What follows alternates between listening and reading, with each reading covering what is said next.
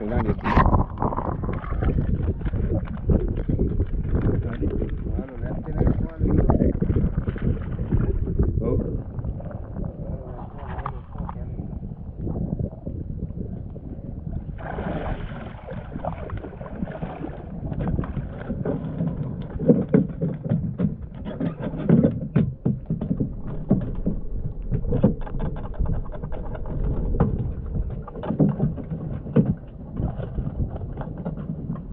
මාළු ගන්නවා සද්ද නොකර.